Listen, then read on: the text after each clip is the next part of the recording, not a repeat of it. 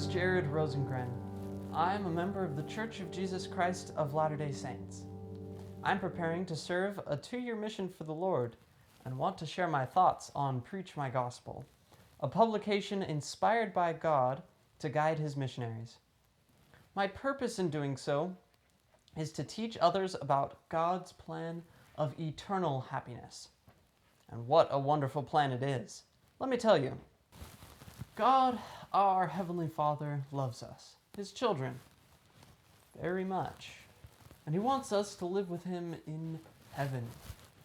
The only way to do so is by becoming more like Jesus Christ, the beloved and perfect Son of God, and by making certain promises that, unlike legal documents, last forever, because it is under the authority of God.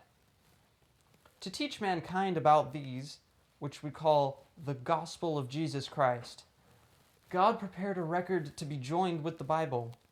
That record, the Book of Mormon, another testament of Jesus Christ, clarifies and emphasizes some things found in the Bible, but also offers more truth that God wants His children to have, kind of like having multiple witnesses in court. He brought this hidden ancient record to the world through his modern prophet Joseph Smith, who translated it. During the process, Joseph Smith and his friend Oliver Cowdery learned about certain principles, with which Joseph Smith later summed up with this statement. We believe that the first principles and ordinances of the gospel are, first, faith in the Lord Jesus Christ; second, repentance; and third, baptism by immersion for the remission of sins; and fourth, the laying on of hands for the gift of the Holy Ghost. That's the fourth article of faith. When they learned about baptism and that it required someone with authority from God to perform, they prayed about what to do, because they read it was necessary for entrance to the kingdom of God. God sent them an angel in response.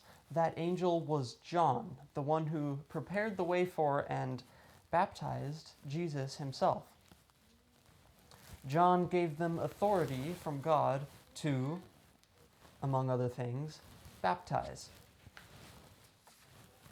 Joseph Smith and Oliver Cowdery then baptized each other, and according to a promise made by John the Baptist, shortly after received more authority from the angels Peter, James, and John.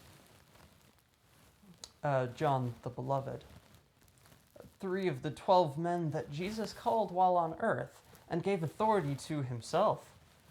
This authority and power is called the priesthood.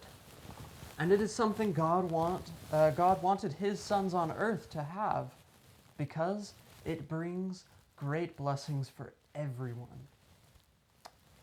We believe in the same organization that existed in the primitive church, namely apostles, prophets, pastors, teachers, evangelists, and so forth.